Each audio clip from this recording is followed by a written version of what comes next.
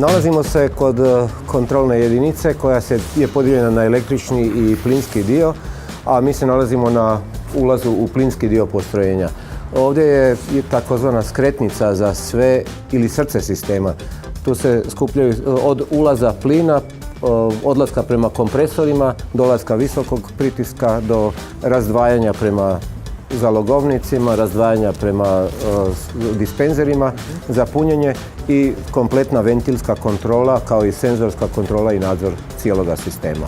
10 bara uzimamo direktno iz mreže, iz gradske mreže. Ovo je ulazni vod, 10 bara je ulaz.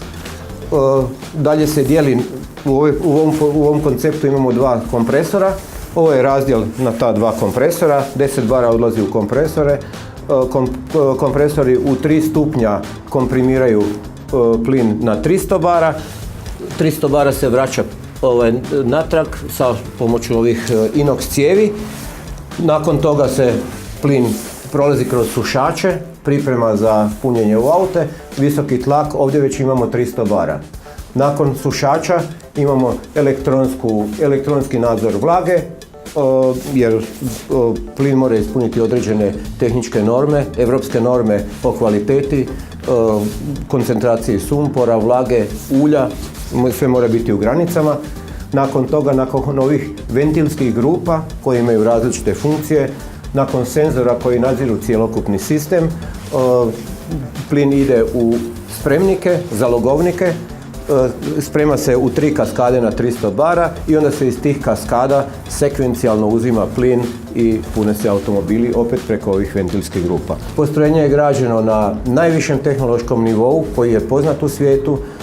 Oprema koja je ugrađena je daleko najkvalitetnija i mislim da možemo biti ponosni na ovo postrojenje i označiti kao jedno kvalitetno referentno postrojenje za ovo područje. Postoje evropske i svjetske norme za sigurnost ovakvih sistema. Svi sistemi moraju biti najmanje 2 puta nadzirani. Ako jedan sistem zakaže, drugi preuzima nadzor i osigurava siguran rad.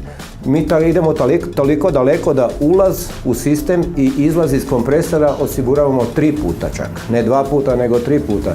Tako da ovi sistemi su daleko sigurniji nego jedna benzinska crpka. Ovo je jedan klasičan višestupanjski kompresor kakvi se upotrebljavaju za ovakve vrste stanica. U našem slučaju imamo trostupanjski. Nakon svakog stupnja se plin hladi i postoji nakon svakog stupnja nadzor temperature i nadzor pritiska koji elektronski se sve nadzire. Kompresori su apsolutno sigurni, nadziran je ulaz plina, pritisak, temperatura, nadziran je izlaz plina po pritisku, temperaturi nakon svakog stupnja, tako da ako dođe do bilo kakve ekscesne situacije, kompresor se isključuje i javlja nam grešku na kontrolnom panelu, a kontrolni paneli su svi povezani sa dispečerskim centrom u energetici Ljubljana, tako da ljudi koji su na dežurstvu dobiju istodobne informacije i mogu sa stručnim osobljem reagirati. Koliko je snažan taj kompresor? Ovaj kompresor je snažan 210 kubnih metara na sat, što bi značilo, recimo prevedeno na funkciju koju ispunjavaju, ovakav jedan kompresor može zadovoljiti 28 autobusa svaki dan.